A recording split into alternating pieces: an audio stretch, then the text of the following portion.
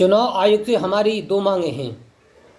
एक तो EVM machine को पूर्णतः भारत से बैन किया जाए और दूसरी चुनाव से पहले जो फर्जी एग्जिट पोल टीवी पर दिखाए जाते हैं उन पर पूर्णतः प्रतिबंध लगाया जाए, क्योंकि ये देश की 140 करोड़ जनता के भविष्य का सवाल है।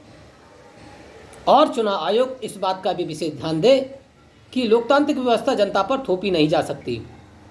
ईवीएम मशीन को जनता पर थोपा नहीं जा सकता।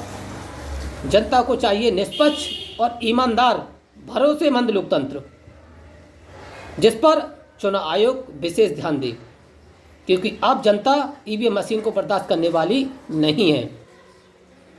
क्योंकि अब ईवीएम मशीन पर जनता को बिल्कुल भी भरोसा नहीं है और इस लोकतांत्रिक व्यवस्था को बनाए रखना चुनाव आयोग के हाथ में है।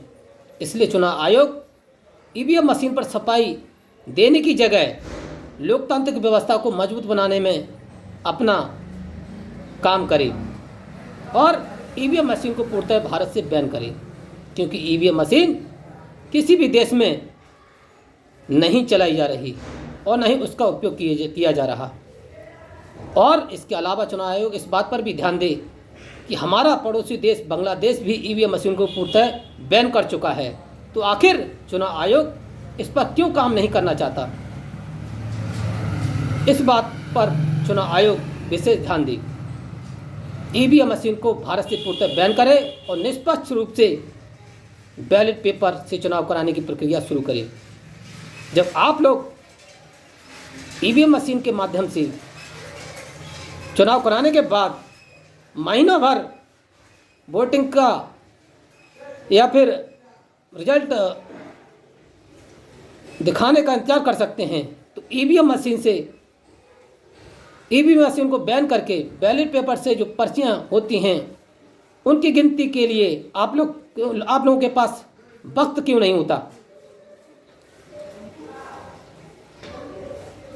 ये सभी बातें चुनाव आयोग ध्यान दे और ईवीएम मशीन को भारत से पूर्णतः बैन करे, क्योंकि ईवीएम मशीन पर अब देश के किसी भी नागरिकों को भरोसा नहीं है और आप लोग जनता को गुमराह करने के लिए केवल ईवीएम मशीन पर सफाई पेश करने के लिए अपना समय बर्बाद कर रहे हैं, जो कि उचित नहीं है। इसलिए चुनाव आयोग इस बात का विशेष ध्यान दे कि ईवीएम मशीन को भारत से पूर्णतः बैन करे, तभी देश की जनता का भरोसा जीता जा सकता है। अन्यथा जनता का गुस्सा सातवें आसमान पर चढ़ चुका है केवल चुनाव आयोग के ऊपर।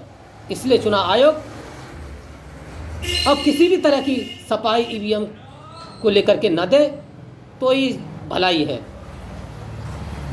इसलिए मैं यही चुनाव आयोग से आग्रह करता हूं कि ईवीएम मशीन को अब पूरी तरह बैन करें और बैलेट पेपर से चुनाव कराने की तैयारी शुरू करें और जो फर्जी तरीका से चुनाव से पहले जो एग्जिट पोल दिखाए जाते हैं टीवी पर, उस पर भी प्रतिबंध लगाए। धन्यवाद।